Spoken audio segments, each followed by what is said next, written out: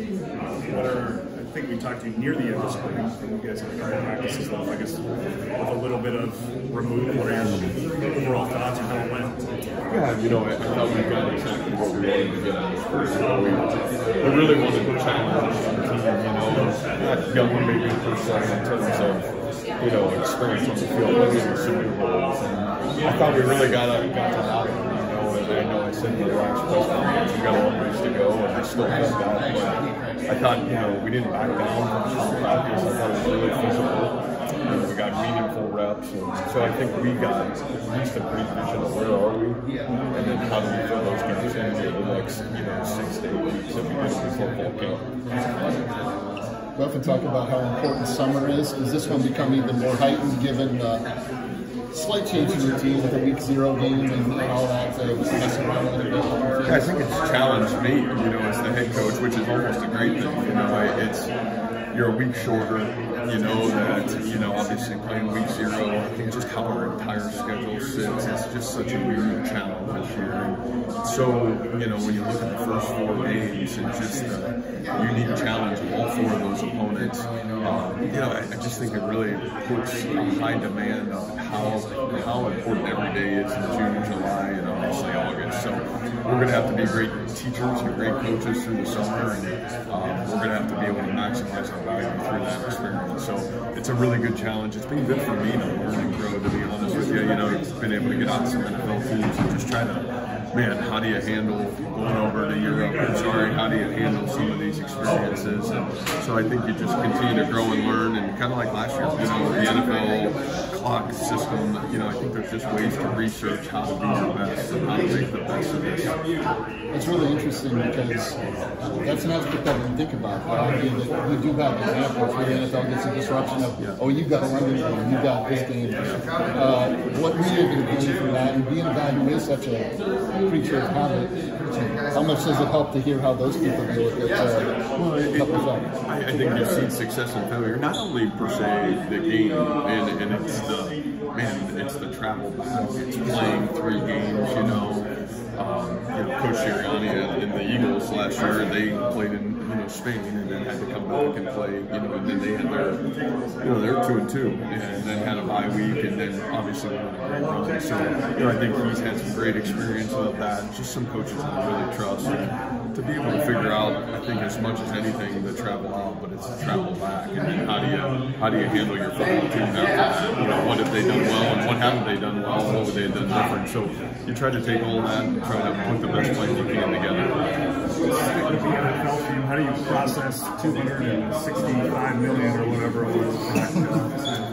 Yeah, we talked about it. I think the biggest thing for him, the money's great, but I think that the reality of, his ability to stay and be that football team and what he's accomplished, I think that's the real story. And then, Brock's as humble as they get, but the credibility of where he is right now in the National Football League, what kind of leader he's been for that team, the success that he's been able to have, and now, them really kind of giving him the keys to lead this storied franchise forward, and a really good window for them to have a chance to compete at the highest level. So, yeah, I'm really proud of him. I think that's exciting. The money piece is great, but I think the reality of the story is even greater. That's what's awesome. There's been so many questions or doubt about him probably from where he was drafted. The fact that they're willing to give him that kind of money, does that kind of show like they know he's the real deal?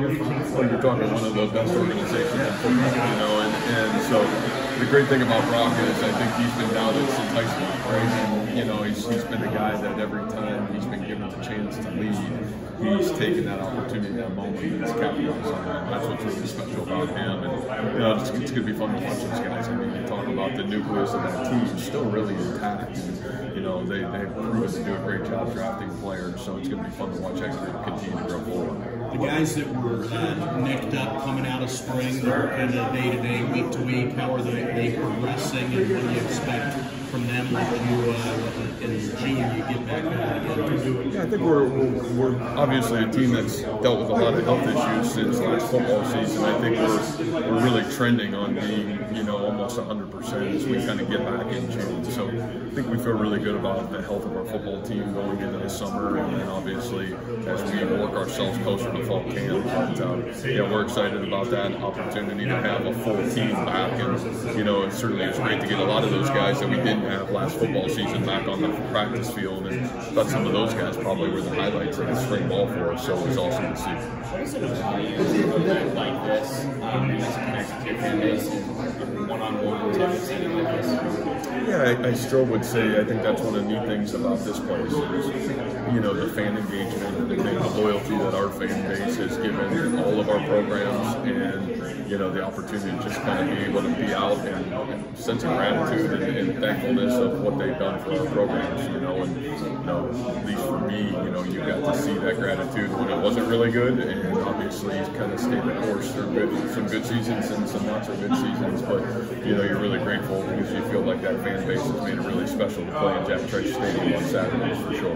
Different line of questioning, but the last time we spoke with you, Pastor spoke about roster limits and those cuts kind of going on. It seems like those are making me grandfathered in. I'm curious what your thoughts are on that potential change in dynamic. Well, at least we kind of know some rules, right? I mean, it's still crazy to me that we're in college football and we open up here in less than 3 months, and you know, we still don't have definitiveness on what are the rules of engagement. But you know, I certainly think we're trending in the right direction. I told Travis, he asked a great question, and me and him flipped the tide, hopefully, on at least kind of getting those, you know, young people to do the right thing. So I think if there is a grace period where, you know, you can keep the young people that have invested on your roster and your team, and then give those people an opportunity, you know, at some point to get down to a roster limit, that makes way more sense than maybe what was currently being talked about. So, you know, I think it was a huge win, a celebration, I think, in our locker room when that news came out, that's kind of where we're at. You know, we feel like we've got a really strong roster now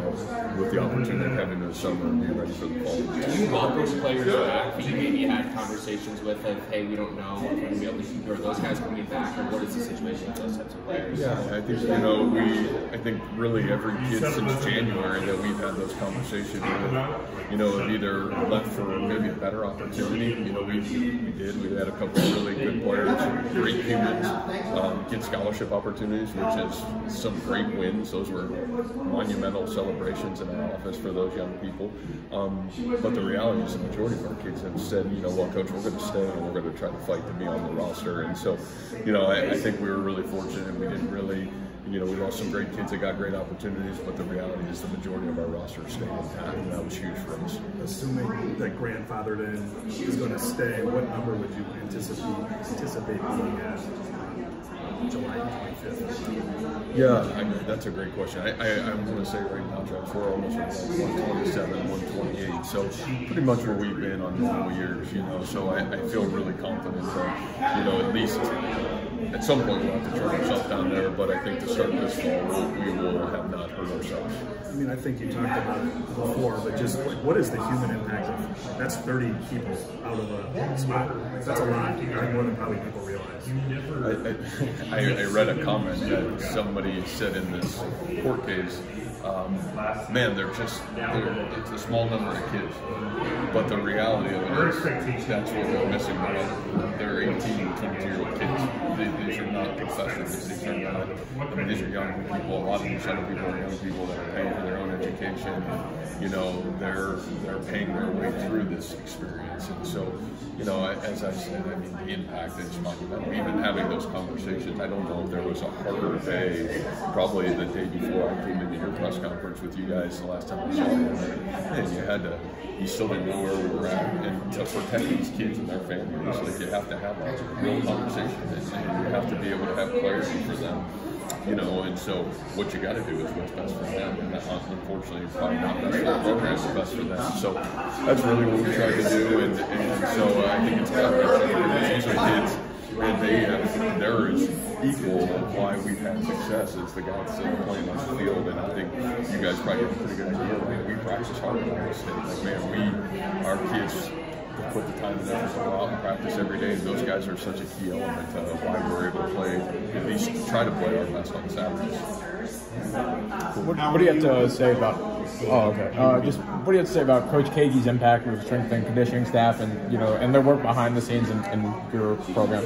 I think if you look at the correlation over the last 2 years, 3 years, I mean, Coach Kagey, Cole Kiley, and nutrition, I think those two coming in together at the same time, I think have made a profound impact. The size, the strength, we look probably a lot more like Iowa State football and how we really look. And he has done a great job in terms of the physical growth and movement. We have a new athletic trainer that just came on board. We're really excited about. We think he kind of gives us a trifecta right now in terms of how do you keep good players on the field and how do you be proactive and how do you continue. A guy named Joe Resendez. Joe just came in from the UFL, which we're really excited about his background. He's a head athletic trainer for the Kings, Sacramento Kings, and return to play specialist with the Clippers. So I think you throw those three people in, I think they're as critical as any coach in our program. But Reed's done an unbelievable job. I mean, he's a guy that I have absolute trust in.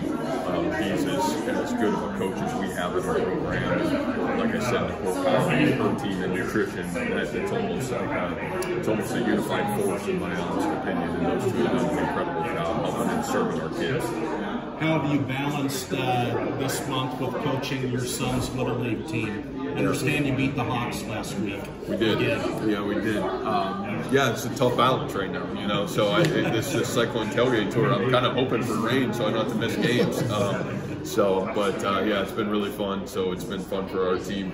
Softball, it was a great go. I don't know if this baseball goes great, but it's been really fun so far. No T-shirts for the team. Well, we'll see. It's how you finish, right? It's how you finish. Do we reach our full potential or not? The softball team did. We'll see if this group's got the ability to do it. So we'll find out. Damn right we are. Yeah, you're damn right we are. So and we're gonna have a little defense there along the way too. So, but it's been fun. It's been fun. All right, nice seeing you guys. Yeah.